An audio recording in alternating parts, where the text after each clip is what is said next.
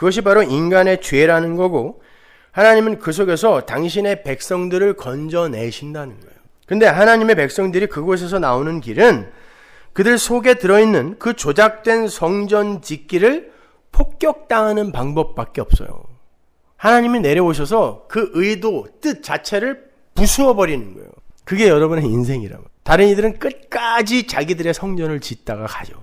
그래서 그들을 건축자들이라고 하는 거예요. 그러나 하나님은 반드시 당신 백성들에게 찾아가셔서 그걸 다 허물어버리고 하나님이 지은 하나님의 성전, 하나님의 도성으로 끌어들이는 거예요. 그래서 건축자들은 끊임없이 돌을 버리는데 하나님은 그 돌로 집을 지어 새 성전을 지어 그걸 버린 자들을 끌어들이는 거예요. 그걸 은혜라고 하는 것이죠.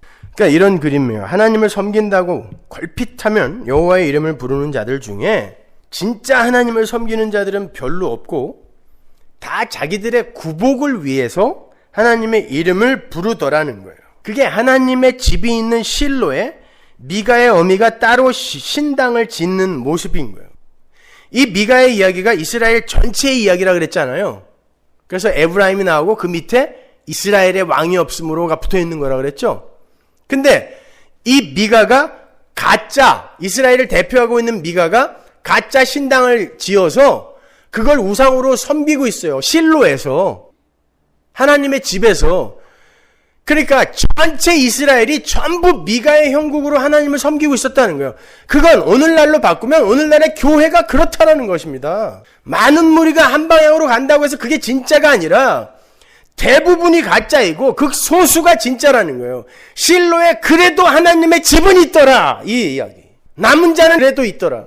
결론은 하나님을 섬긴다는 자들의 대부분이 결국 자신의 복을 위해서 하나님의 이름을 부르는 가짜들이라는 거예요. 그 중에 하나님께서 남긴 하나님의 진짜 백성들이 소수로 존재하는 거예요.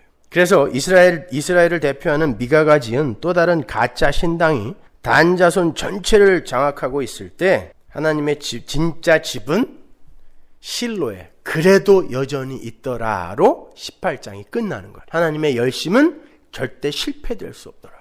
아무리 온 세상이 다 손을 잡고 이게 진짜 기독교야라고 가더라도 진짜 실로의 하나님의 집은 그 자리에 머물러 있더라는 거죠. 하나님의 열심은 그렇게 신실하게 당신의 백성들을 건져내고 계시는 거예요.